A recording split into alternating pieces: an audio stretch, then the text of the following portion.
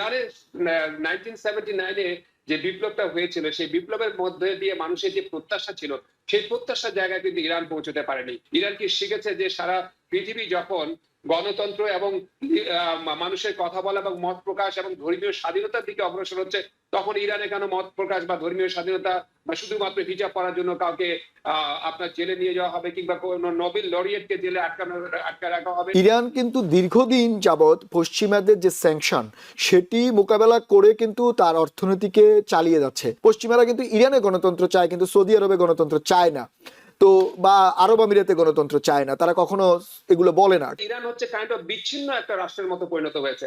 যখন এরকম অবস্থা দাঁড়াবে, আমেরিকার পুঁজিবাদ হচ্ছে যেখানে সম্পদ আছে, দেখেন ইরানকে যদি আমেরিকা পুঁজিবাদ যদি দখল করতে পারে তাহলে পৃথিবীর 70% তেলের উপর নিয়ন্ত্রণ কিন্তু আমেরিকা চলে আসবে।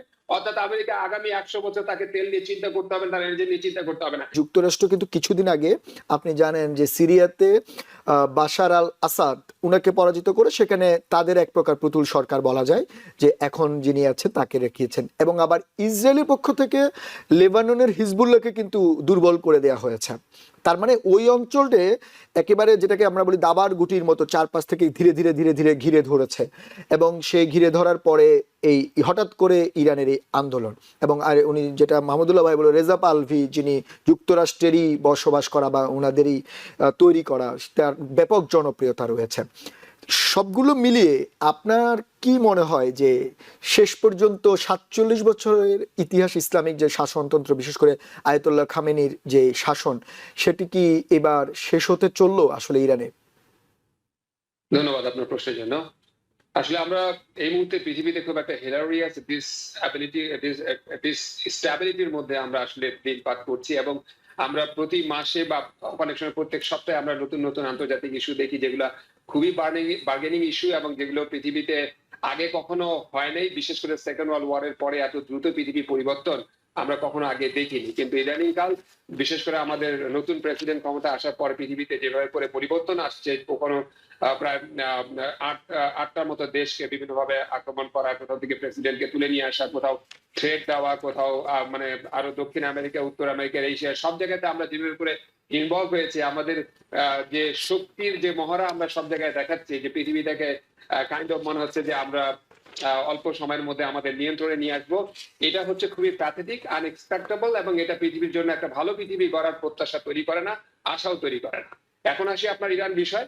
দেখেন ইরানের ইতিহাসটা আমরা জানি যে ইরান সব সময় অতীত থেকে শিক্ষা নেয় না। বিপ্লব আসে, মানুষের কাজই হচ্ছে যদি মানুষ ডিস্যাটিসফাই হয় তাহলে মানুষ বিপ্লব করবেই, কিন্তু মানুষ বিপ্লব মানে চেঞ্জটা অনেক দীর্ঘায়িত হতে পারে যদি আপনি মানুষের এক্সপেকটেশন গুলোকে পূরণ করেন। ইরানের 1979-এ যে বিপ্লবটা হয়েছিল সেই বিপ্লবের মধ্যে দিয়ে মানুষের যে প্রত্যাশা ছিল সেই প্রত্যাশার জায়গায় কিন্তু ইরান পৌঁছতে পারেনি। তার আগে আরো প্রায় দীর্ঘ 40 বছর যে শাহ পাহলভীর শাসন ব্যবস্থা ছিল, সেটা যে ছিল মানে সবকিছুকে জাতীয়করণ করা, সেখানে মানে সেকুলারিজম ছিল, কিন্তু সেখানে মানুষের যে একবারে মানে ইরান যে খুব শক্তিশালী রাষ্ট্র ছিল তা কিন্তু না। এখন কথা হচ্ছে এই যে 40 বছর এবং পরবর্তীতে আরো প্রায় 47 বছরের যে ভুলগুলো, সেখান থেকে আসলে ইরান কি শিখেছে? ইরান কি শিখেছে যে পশ্চিমাদের শক্তি আসলে কোন জায়গায় পৌঁছেছে, সেই তুলনায় নিজেদের শক্তিকে কতটুকু ব্যালেন্স করতে হবে? ইরান কি শিখেছে যে সারা পৃথিবী যখন গণতন্ত্র এবং মানুষের কথা বলা এবং মত প্রকাশ এবং ধর্মীয় স্বাধীনতার দিকে অগ্রসর হচ্ছে, তখন ইরানে কেন মত প্রকাশ বা ধর্মীয় স্বাধীনতা বা শুধুমাত্র হিজাব পরার জন্য কাউকে আপনার জেলে নিয়ে যাওয়া হবে কিংবা কোনো নোবেল লরিয়েটকে জেলে আটকে রাখা হবে? অথবা ক্লারিক্যাল যে রুল, অর্থাৎ একটা ক্লারিক্যাল রুল যেটা দীর্ঘ সময় ধরে বিপ্লবের পর থেকে একজন ব্যক্তি তিনি না মারা যাওয়া পর্যন্ত তিনি রাষ্ট্রের প্রধান ব্যক্তি হয়ে ওখানে আছেন, এই ধরনের শাসন ব্যবস্থা কি আসলে পৃথিবী চায় কিনা? পৃথিবী আমরা কি সেই জায়গায় আছি কিনা? পৃথিবীতে এখন আসলে ইসলাম তন্ত্র চলবে কিনা, ক্লারিক্যাল রুল চলবে কিনা? এগুলো যদি আমরা সারা পৃথিবী থেকে শিক্ষা না নিতে পারি তাহলে এটা ইসলামিক রাষ্ট্রগুলোর জন্য ভুল হবে, মধ্যপ্রাচ্যের মুসলিম দেশগুলোর জন্য ভুল হবে। হয় মুসলিম রাষ্ট্রগুলোকে যদি গণতন্ত্র এবং মানুষের যদি ব্যক্তি স্বাধীনতা, সংবাদ স্বাধীনতা এগুলো যদি তারা অবাধিতভাবে করতে না দেয়, নারী পুরুষের সমান অধিকারের জায়গা যদি তৈরি করতে না পারে, ইদার সৌদি আরবের মতো সম্পদ নিয়ে সারেন্ডার করতে হবে, সম্পদের উপরে নিয়ন্ত্রণ থাকবে হচ্ছে পশ্চিমাদের, অথবা আপনাকে যেটা করতে হবে সেটা হচ্ছে যে একদিকে তাদের সাথে পশ্চিমাদের সাথে কম্প্রোমাইজ এন্ড সেটেল করতে হবে, যেটা এই শাহ পাহলভীর সময় ইরান করেছিল, যে পশ্চিমাদের সাথে তাদের একটা ভালো নেগোসিয়েশন ছিল, তখন তারা আধুনিক ছিল, যেটা আমাদের আরেকজন বক্তাও তিনি বললেন। তো এখন কথা হচ্ছে যে ইরানের বন্ধু এই মুহূর্তে পৃথিবীতে নাই। যখন আপনার বন্ধু নাই, সিরিয়া আপনার মানে যেখানে আপনাদের বন্ধু ছিল সিরিয়ায় হাতছাড়া হয়ে গেছে। ইয়েমেনে কোনো কাজ হচ্ছে না। আশপাশে রাশিয়া বন্ধু লেবাননের না, চায়না ব্যাপারটাও বন্ধু দেখলাম, না। লেবাননও, লেবানন, হ্যাঁ লেবাননও হ্যাঁ, হাতছাড়া। লেবাননও হাতছাড়া হয়ে গেছে।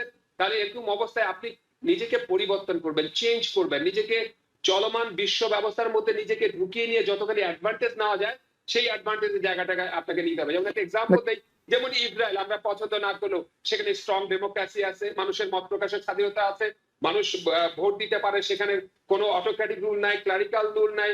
আপনি খারাপ বললেও কিন্তু সেখানকার শাসন ব্যবস্থা কিন্তু মানুষের জন্য খুবই অনুকূল। এরকম শাসন ব্যবস্থা যদি মুসলিম রাষ্ট্রগুলো তৈরি করতে না পারে, তাহলে এগুলো ডোনাল্ড ট্রাম্পের মতো বা পশ্চিমা শক্তিদের মতো একটা এক্সকিউজ হয়ে দাঁড়ায় সেই দেশে আক্রমণ, এবং না কিন্তু আমাদের প্রেসিডেন্ট কিন্তু সেই থ্রেটটাই দিচ্ছে। রশিদ ভাই, আমি একটু আপনাকে যেটা বলছি যে আপনি নোবেল লরিয়েটের কথা বললেন, শিরিন এবাদি ইরানের নোবেল লরিয়েট, উনি যেমনটি বলছেন যে ইরানের আপনি যে অভিযোগগুলো তুলছেন যে গণতন্ত্রের ব্যাপার বা নারী স্বাধীনতা বা আপনি অর্থনৈতিক যে ব্যাপার সেটি যেমন আছে, পাশাপাশি ইরান কিন্তু দীর্ঘদিন যাবৎ পশ্চিমাদের যে স্যাংশন সেটি মোকাবেলা করে কিন্তু তার অর্থনীতিকে চালিয়ে যাচ্ছে। এখন পশ্চিমারা কেন স্যাংশন দিচ্ছে, কি চায়, সেটি মধ্যপ্রাচ্যের অনেক অন্য আলোচনার বিষয়, আরব বসন্ত থেকে শুরু করে আপনিও ভালো জানেন। কিন্তু ইরান আপনি যে স্যাংশন বা পশ্চিমারা যে ধরনের গণতন্ত্র চায়, পশ্চিমাদের গণতন্ত্রের সংজ্ঞা কিন্তু জায়গা ভেদে স্থান ভেদে বদলে যায়। পশ্চিমারা কিন্তু ইরানে গণতন্ত্র চায় কিন্তু সৌদি আরবে গণতন্ত্র চায় না, তো বা আরব আমিরাতে গণতন্ত্র চায় না, তারা কখনো এগুলো বলে না। কিন্তু প্রশ্ন হচ্ছে ইরানের পক্ষ থেকে যেটি বলা হচ্ছে যে এটি তাদের অভ্যন্তরীণ সমস্যা, সেখানে অন্য দেশের প্রেসিডেন্ট বা অন্যরা যে উস্কানি দিচ্ছে সেটির কারণে এটি এত বড় আকার ধারণ করছে। আপনি কি সেটি মনে করেন? দেখেন, আমি বলি আপনার কথার প্রেক্ষিতে, ইরান যদি এমন একটা শক্তি তৈরি করতে পারতো রাশিয়া বা চায়নার সাথে, আপনি দেখবেন রাশিয়া চায়নার সাথেও কিন্তু ইরানের খুব যে মানে সামরিক বা অন্যান্য চুক্তি বিষয়ে যে স্ট্রং রিলেশনশিপ আছে সেটাও কিন্তু না, আশপাশের দেশগুলোর সাথেও কিন্তু না। এর মানে ইরান হচ্ছে কাইন্ড অফ বিচ্ছিন্ন একটা রাষ্ট্রের মতো পরিণত হয়েছে। যখন এরকম অবস্থা দাঁড়াবে, আমেরিকার পুঁজিবাদ হচ্ছে যেখানে সম্পদ আছে, দেখেন ইরানকে যদি আমেরিকা পুঁজিবাদ যদি দখল করতে পারে, তাহলে পৃথিবীর 70% তেলের উপর নিয়ন্ত্রণ কিন্তু আমেরিকার চলে আসবে। অর্থাৎ আমেরিকা আগামী 100 বছর তাকে তেল নিয়ে চিন্তা করতে হবে না, তার এনার্জি নিয়ে চিন্তা করতে হবে না। সুতরাং পুঁজিবাদ তো সেটা চাবে। কিন্তু এই ভয়ঙ্কর পুঁজিবাদের এগেইনস্টে আপনি যদি ইসলামতন্ত্র কায়েম করতে চান, আপনি যদি নিজেকে রিসাফল না করেন, নিজের প্রস্তুতি যদি না নেন, লং টার্ম যদি আপনার প্ল্যান না থাকে, যেটা বিপ্লবের পর ইরান কখনো নেয় নেই, ফ্রেন্ডস তৈরি করা, সামরিক চুক্তি করা, ইউরোপ যেমন একত্রিত হয়েছে, ইউনিয়ন তৈরি করেছে, নেটো তৈরি করেছে, ইরান এগুলো কোনো কিছুতেই যায়নি। ধীরে ধীরে তার অর্থনীতি দুর্বল হতে গেছে, কিন্তু সেখানে সে মনোযোগ দেয়নি। এখন সেই দুর্বলতার কারণে এখন বিপ্লব হচ্ছে। আমেরিকা তো চাইবেই সার সন্তানকে একটা পাপেট সরকার ওখানে প্রতিষ্ঠিত করতে। কোথাও কোথাও আমেরিকা পাপেট সরকার তৈরি করে, কিন্তু কার জন্য? কারণ হচ্ছে তার ইম্পেরিয়ালিজমের জন্য। কিন্তু এটা আপনি দুর্বল হলে তো আমি সেই সুযোগটা নেবই। এই সুযোগটা করে দেওয়া হচ্ছে পুঁজিতন্ত্রকে।